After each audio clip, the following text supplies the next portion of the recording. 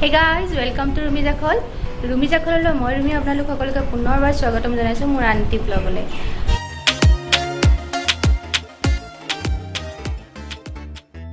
আজি ব্লগটো ষ্টাৰ্ট কৰিছো এতিয়া 11টা বাজি পাৰ হৈ গ'ল 11:30 হ'ব হ'ল আসলতে।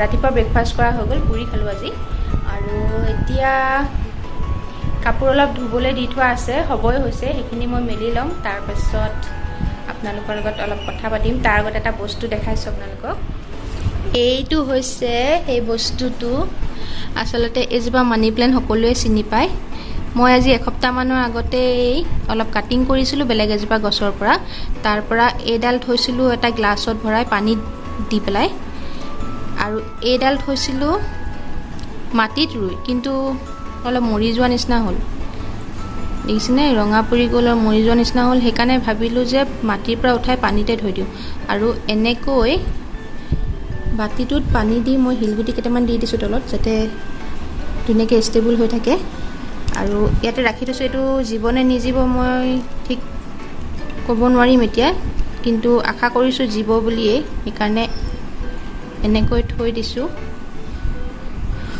আৰু বহাচোন এখন মাটিত কিন্তু হ'ব লাগিছিলে কি কাৰণে নহ'ল মই বুজি পোৱা নাই বস্তুটো অলপ গেলি যোৱা নিচিনা হ'ল তলৰ চাইডে সেইকাৰণে এনেকৈ থৈছোঁ এইটো মই চেণ্টাৰ টেবুলতে থৈছোঁ দেখিবলৈ এনেকুৱা লাগিছে আৰু বাতিটো আচলতে বহুত পুৰণা বাতি হয় বহুত দিনৰ পৰা এনেই পৰি আছিলে দেখিবলৈ বৰ ধুনীয়া বাতিটো এইটো আপোনালোকে হয়তো ভালদৰে ধৰিব পৰা নাই চাগে বাতিটো তাকে ভাবিলোঁ কিবা কামত খটাওঁ কামত কি খটাম এইটোৱে কামত ভালকৈ আহিব যেন লাগিলে সেইকাৰণে এনেকৈ থৈ দিছোঁ চাওঁ এতিয়া কিমান দিন থাকে বেছি ডাঙৰ হ'লে বেয়া লাগিব বাতিটোত অলপ যদি ডাঙৰ হৈ যায় বেলেগলৈ নিব লাগিব কেনেকুৱা লাগিছে জনাবচোন আজি এটা আনবক্সিং কৰিম বুলি ভাবিছোঁ ফেনখনৰ চাউণ্ডটো বহুত এইটো ফ্লিপকাৰ্টৰ পৰা আনাইছিলোঁ এটা পাৰ্চেল আৰু আসলতে ষ্টিকাৰ হয় আমাৰ বিছনা যিখন আছে বিছনাখনৰ ওপৰফালে লগাম বুলি ভাবিছিলোঁ ষ্টিকাৰ বহুত বিচাৰি নাপালোঁ লাষ্টত এইটো অলপ ভাল লাগিলে মানে হাম দো হামাৰে দো টাইপৰ ষ্টিকাৰ হয় এইটো কিন্তু ষ্টিকাৰটো যিটো টাইপত আছে মোৰ সেইটো টাইপত লগাবলৈ মন নাই অলপ বেলেগ টাইপত লগাম বুলি ভাবিছোঁ তাকে চাওঁচোন পাৰোঁনে নোৱাৰোঁ যদি নহয় তেনেকৈ লগাব লাগিব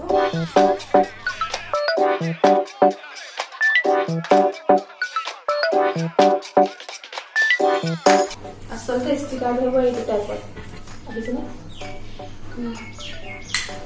কিন্তু মই এনেকৈ লগাম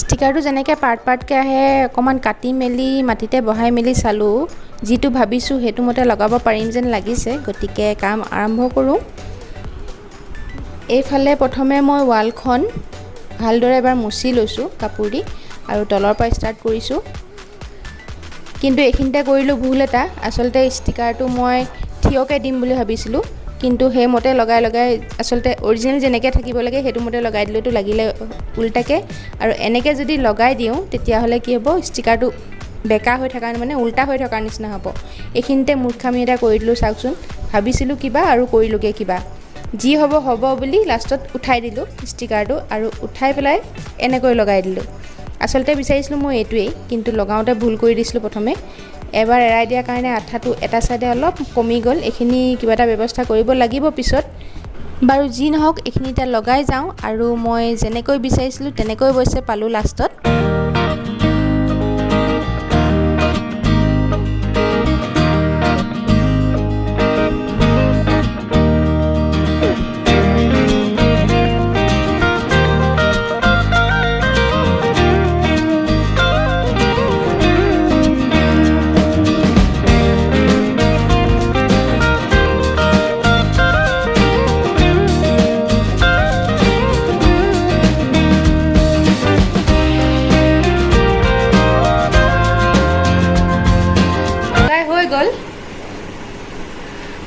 কেনেকুৱা লাগিছে জনাবচোন আচলতে বস্তুটো অলপ বেলেগ ধৰণৰ আছিলে, মই লগালোঁ অলপ বেলেগ ধৰণে, সেইকাৰণে এৰাবলগীয়া হ'ল। আছিলে এইটো ধৰণে, এনেকৈ হ'ব লাগিছিলে, এনেকৈ হ'ব লাগিছিলে আচলতে এইটো, কিন্তু মই বনাই দিলোঁ এইটো।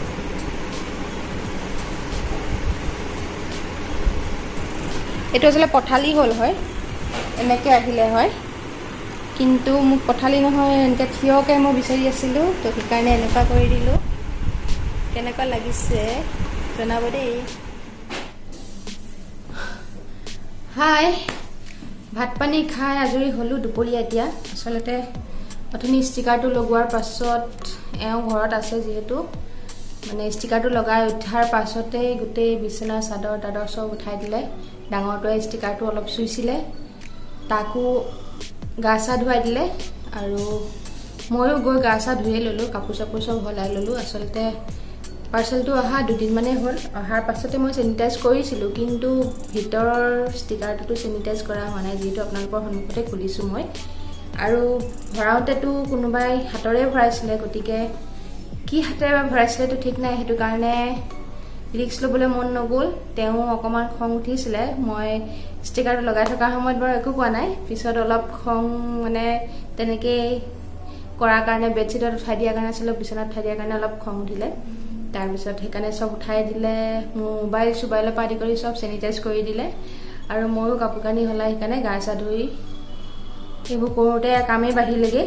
তাৰপিছত ভাত পানী বনাব হ'ল, ভাত চাত বনালোঁ, খালোঁ বলোঁ। এতিয়া খাই বৈ উঠি বাচন চাচন ধুই আজৰি হৈ আহি বহিছোঁহি।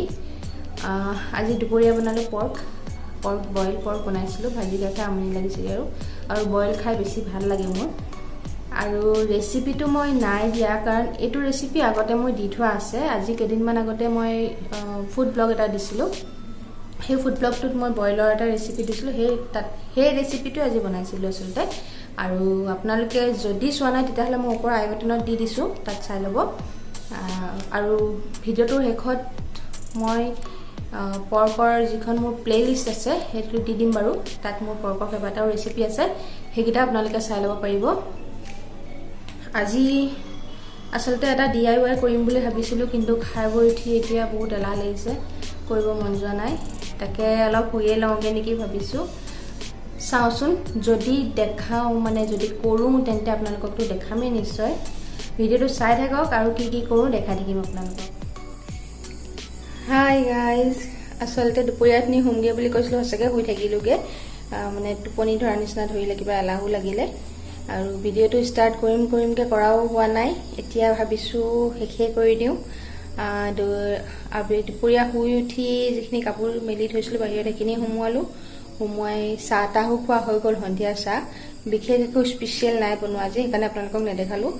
আৰু এটা ৰেচিপি দিম এতিয়া, মানে এতিয়া সন্ধিয়াৰ কাৰণে বনাবলৈ গৈ আছোঁ। মই নবনাওঁ, আজি বনাব এওঁ, মানে মাছৰ এটা স্পেচিয়েল বনাব, তেওঁ নিজে এক্সপেৰিমেণ্ট কৰিব আজি, মাছৰ বইলৰ এটা ৰেচিপি।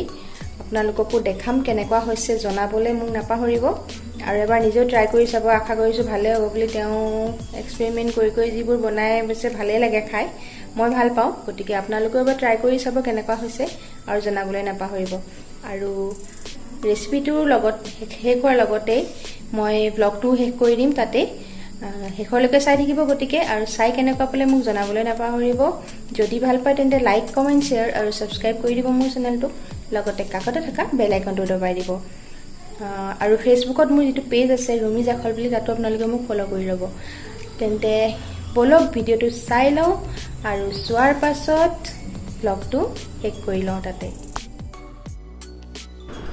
তেওঁ প্ৰথমতে কুকাৰটো গেছৰ ওপৰত উঠাই ল'লে, আৰু এটা জিকা এনেকৈ টুকুৰা টুকুৰকৈ কাটি দি দিছে। ইয়াত কিন্তু তেল চেল দিয়া নাই এতিয়াও। জিকাটো দি দিয়াৰ পাছতে এতিয়া ইয়াতে দিব পিঁয়াজ কুটি।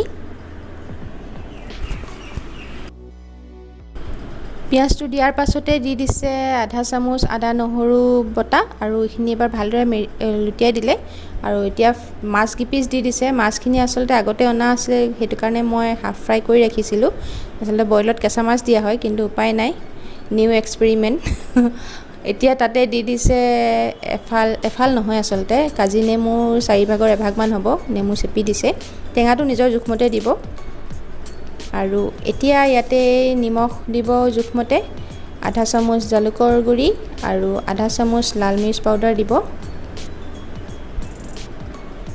এয়া দি জোখমতে পানী দি এইখিনি প্ৰেছাৰ কুকাৰটো বন্ধ কৰি 3টামান হুইচেল অহালৈকে এইখিনি ৰাখি দিয়া হ'ব গেছৰ ওপৰতে। আৰু 3টামান হুইচেল দিয়াৰ পাছতেই আমাৰ মাছৰ বইলখিনি ৰেডি হৈ যাব। খাবলৈ ভালেই লাগিছিলে, পিছে আপোনালোকে কেনেকুৱা পায় সেইটো জনাবলৈ নাপাহৰিব।